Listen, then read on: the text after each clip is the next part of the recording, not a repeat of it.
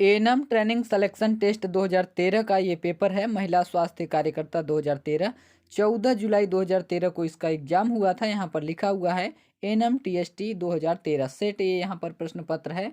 2013 में ANM TST के लिए 100 प्रश्न आते थे, 100 अंक के थे यहाँ पर।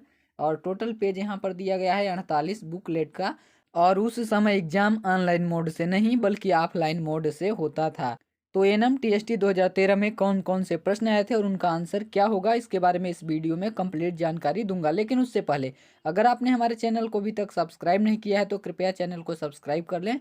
साथ में बेल आइकन को प्रेस करके ऑल नोटिफिकेशन सेलेक्ट करके रखें, ताकि जितने भी वीडियो मैं अपने चैनल पर अपलोड करूँ उसका नोटिफिकेशन आपको सबसे पहले मिल जाए। तो चलिए वीडियो शुरू करते हैं। यहाँ पर बताया है कि अधिकतम अंक 100 और टाइम 2 घंटे का ही था। 100 प्रश्न थे 100 अंक के। और यहाँ पर सेक्शन डिवाइड किया गया था 2 सेक्शन में, खंड अ और खंड ब। यानी कि खंड अ में सामान्य विज्ञान के 1 से 50 प्रश्न होते थे और खंड ब में सामान्य ज्ञान के 51 से 100 प्रश्न होते थे। तो ये है सेक्शन ए जनरल साइंस, खंड अ सामान्य विज्ञान। सामान्य विज्ञान से यहाँ पर पहला प्रश्न दिया गया है, परमाणु के लिए नाभिक मॉडल दिया था। यहाँ पर ऑप्शन दिया हुआ है थॉमसन ने, रदरफोर्ड ने, बोहर ने, डी ब्रॉगली ने। तो इसका सही उत्तर है बी, रदरफोर्ड ने। अगला प्रश्न यहाँ पर दिया हुआ है, किसी परमाणु में नाभिक के अंदर उपस्थित प्रोटॉन की संख्या क्या कहलाती है। ऑप्शन दिया हुआ है तत्व की परमाणु संख्या, तत्व की परमाणु भार, तत्व की संयोजकता, तत्व की द्रव्यमान संख्या। तो इसका सही उत्तर होगा तत्व की परमाणु संख्या। अगला प्रश्न यहाँ पर है, निम्न में से कौन सा पोषक अभाव विकार लक्षण विटामिन सी विशेष के अभाव के कारण होता है। ऑप्शन दिया हुआ है होठों का फटना, मसूड़ों से स्पंजी रक्तस्राव, पीत, नेत्र श्लेष्मला, त्वचा का ददोरापन।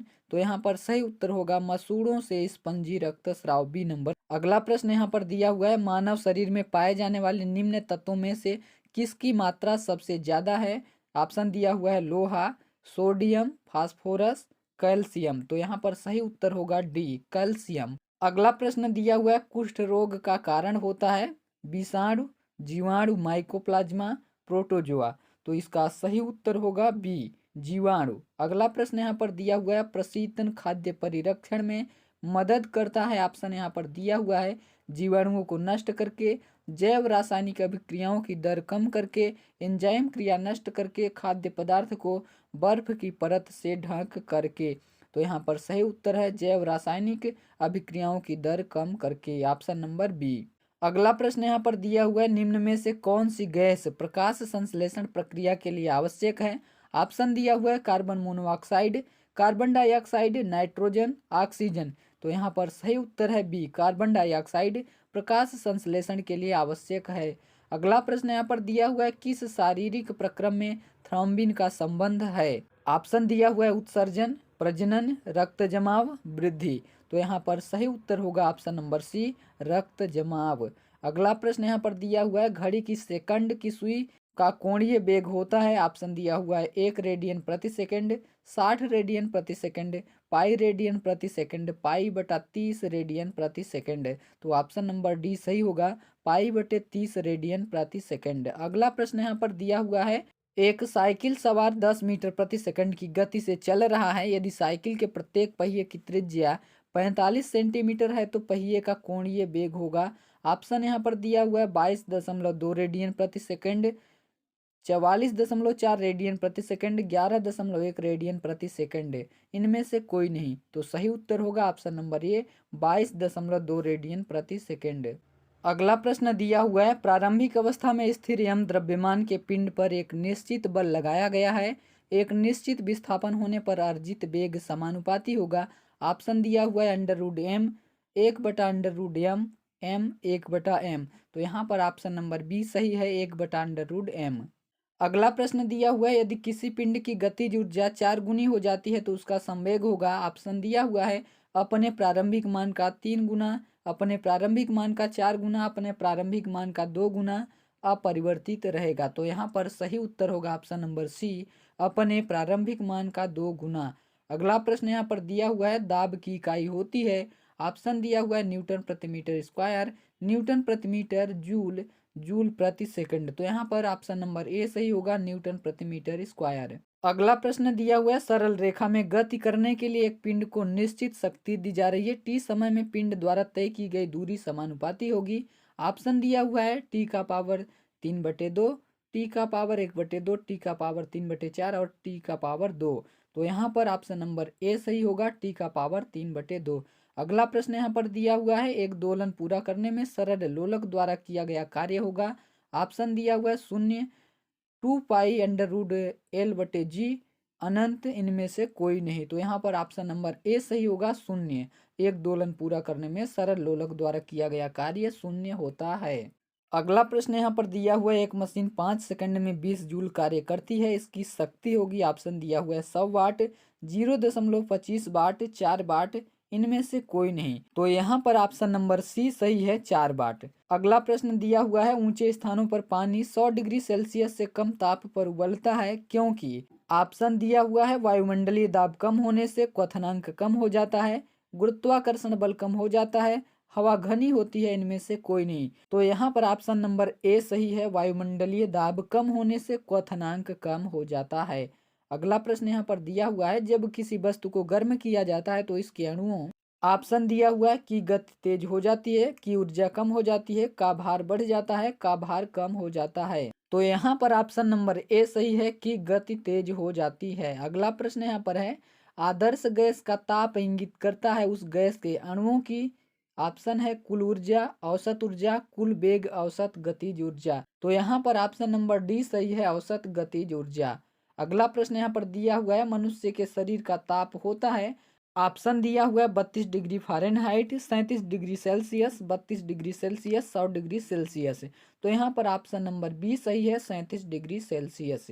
अगला प्रश्न यहाँ पर दिया हुआ है, ताप के फ़ारेनहाइट एवं सेल्सियस पैमाने बराबर मान दर्शाते हैं। ऑप्शन है -40 डिग्री पर, 0 डिग्री पर, 100 डिग्री पर या फिर 32 डिग्री पर। तो यहाँ पर सही उत्तर होगा ऑप्शन नंबर ए, -40 डिग्री पर। अगला प्रश्न दिया हुआ है, पेंसिल का शीशा बना होता है, यानी कि पेंसिल का लीड बना होता है, किसका बना होता है। तो ऑप्शन दिया हुआ है शीशे का, शीशे के ऑक्साइड से, ग्रेफाइट से, मैग्नीज ऑक्साइड से। तो यहाँ पर ऑप्शन नंबर सी सही है, ग्रेफाइट से पेंसिल का लीड बना हुआ होता है। अगला प्रश्न यहाँ पर दिया हुआ है, पृथ्वी पर सूर्य से आने वाले विकिरण का प्रतिशत जो परावर्तन द्वारा गंवा दिया जाता है वो होता है लगभग। ऑप्शन दिया हुआ है 35, 50, 75, 0। तो इसका सही उत्तर होगा 29%। इसमें सही उत्तर नहीं दिया हुआ है। 29% पृथ्वी पर सूर्य से आने वाले विकिरण का परावर्तन द्वारा गंवा दिया जाता है। अगला प्रश्न यहाँ पर दिया हुआ है, ऊपरी वातावरण में उपस्थित ओजोन परत शोषित करती है। यहाँ पर ऑप्शन दिया हुआ है, सूर्य से आने वाला अवरक्त प्रकाश, सूर्य से आने वाला पराबैंगनी प्रकाश, सूर्य से आने वाला दृश्य प्रकाश, पृथ्वी पर पहुंचने वाले आवेशित कण। तो यहाँ पर सही उत्तर है बी, सूर्य से आने वाला पराबैंगनी प्रकाश। अगला प्रश्न यहाँ पर दिया हुआ है, किसी व्यक्ति का पूरा प्रतिबिंब देखने के लिए समतल दर्पण की न्यूनतम ऊंचाई होगी। ऑप्शन दिया हुआ है, व्यक्ति की ऊंचाई के बराबर, व्यक्ति की ऊंचाई की आधी, व्यक्ति की ऊंचाई की 1/4, व्यक्ति की ऊंचाई की 2 गुनी।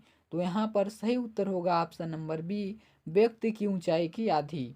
अगला प्रश्न यहाँ पर दिया हुआ है, आकाश नीला दिखाई देता है क्योंकि। ऑप्शन दिया हुआ है, नीले प्रकाश का प्रकीर्णन अधिक होता है, लाल प्रकाश का प्रकीर्णन अधिक होता है, नीले प्रकाश का वातावरण में अवशोषण कम होता है, नीले प्रकाश का वातावरण में अवशोषण अधिक होता है। तो यहाँ पर सही उत्तर होगा ऑप्शन नंबर ए, नीले प्रकाश का प्रकीर्णन अधिक होता है। अगला प्रश्न यहाँ पर दिया हुआ है, किस स्तर यानी कि डेसिबल से अधिक की ध्वनि हानिकारक ध्वनि प्रदूषक कहलाती है। ऑप्शन दिया हुआ है 30 डेसिबल, 50 डेसिबल, 65 डेसिबल, 80 डेसिबल। तो यहाँ पर सही उत्तर होगा ऑप्शन नंबर डी, 80 डेसिबल। अगला प्रश्न यहाँ पर दिया हुआ है, किसी तार का विशिष्ट प्रतिरोध निर्भर करता है। ऑप्शन दिया हुआ है उसकी त्रिज्या पर, उसकी लंबाई पर, उसके अनुप्रस्थ काट पर, उसके पदार्थ पर। तो यहाँ पर सही उत्तर होगा ऑप्शन नंबर डी, उसके पदार्थ पर। अगला प्रश्न दिया हुआ है, प्रतिचुंबकीय पदार्थ की चुंबकीय प्रवृत्ति होती है।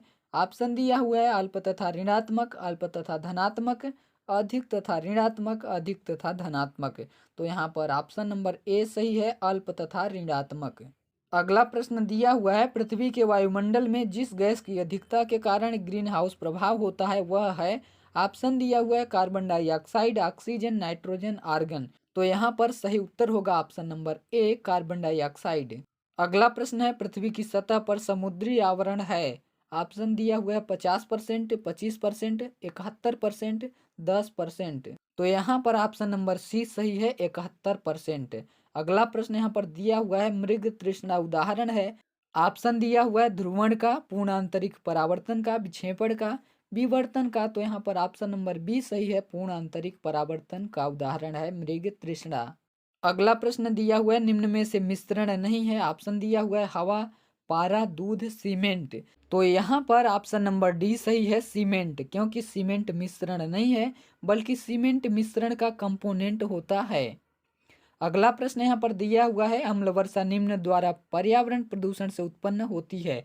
ऑप्शन दिया हुआ है कार्बन डाइऑक्साइड तथा नाइट्रोजन, कार्बन मोनोऑक्साइड तथा कार्बन डाइऑक्साइड, ओजोन तथा कार्बन डाइऑक्साइड, नाइट्रस ऑक्साइड तथा सल्फर डाइऑक्साइड। तो यहाँ पर सही उत्तर होगा option number D, nitrous oxide तथा सल्फर डाइऑक्साइड के द्वारा अम्ल वर्षा होता है। अगला प्रश्न यहाँ पर दिया हुआ है, खाद्य पदार्थ के परिरक्षण के लिए प्रयोग में लाया जाने वाला रसायन है। ऑप्शन दिया हुआ है caustic soda, barium sulphate, sodium benzoate, गंधक का अम्ल। तो यहाँ पर ऑप्शन नंबर सी सही है, सोडियम बेंजोएट। अगला प्रश्न यहाँ पर दिया हुआ है, निम्न में से हाइड्रोजन का समस्थानिक नहीं है, यानी कि इसमें से कौन सा हाइड्रोजन का समस्थानिक नहीं है।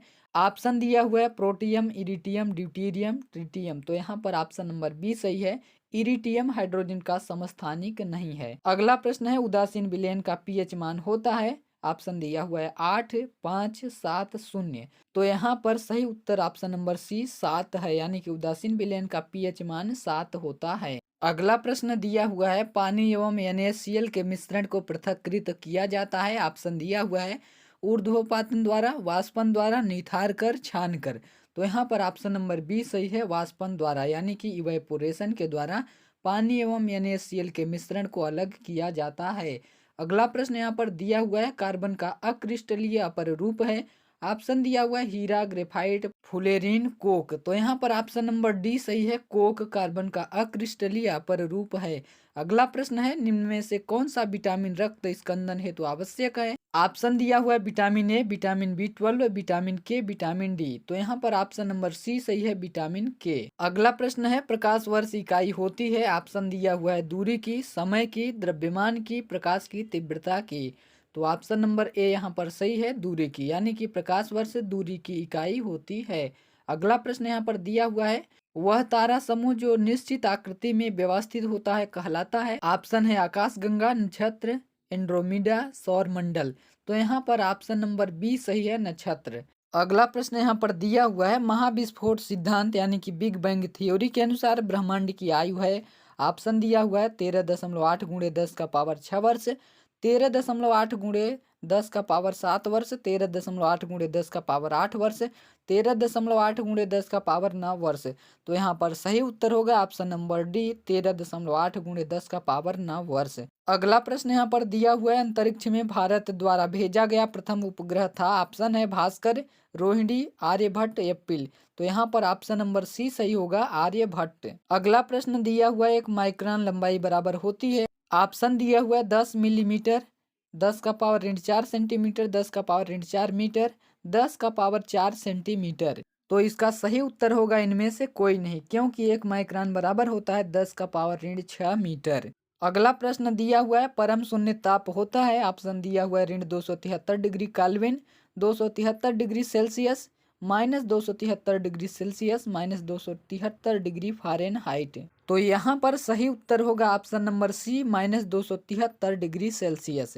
अगला प्रश्न दिया हुआ है, किसी घन का पृष्ठीय क्षेत्रफल 384 वर्ग मीटर है, इसका आयतन होगा। ऑप्शन दिया हुआ है 512 घन मीटर, 516 घन मीटर, 1032 घन मीटर, 216 घन मीटर। तो यहाँ पर सही उत्तर होगा ऑप्शन नंबर ए, 512 घन मीटर। अगला प्रश्न दिया हुआ है, एक बैरल तेल लगभग होता है। ऑप्शन दिया हुआ है 131 लीटर, 159 लीटर, 179 लीटर, 200 लीटर। तो यहाँ पर ऑप्शन नंबर बी सही है, 159 लीटर, यानी कि एक बैरल तेल बराबर होता है 159 लीटर। अगला प्रश्न दिया हुआ है, पदार्थ की चौथी अवस्था कहलाती है। ऑप्शन है ठोस, द्रव, प्लाज्मा, गैस। तो यहाँ पर ऑप्शन नंबर सी सही है, प्लाज्मा। पदार्थ की चौथी अवस्था प्लाज्मा कहलाती है। विज्ञान से आखिरी प्रश्न दिया हुआ है, सोडियम का रासायनिक चिन्ह होता है। ऑप्शन दिया हुआ है एस, Na, SAr, Sm। तो यहाँ पर ऑप्शन नंबर बी सही है, Na, यानी कि सोडियम तत्व का रासायनिक चिन्ह Na होता है।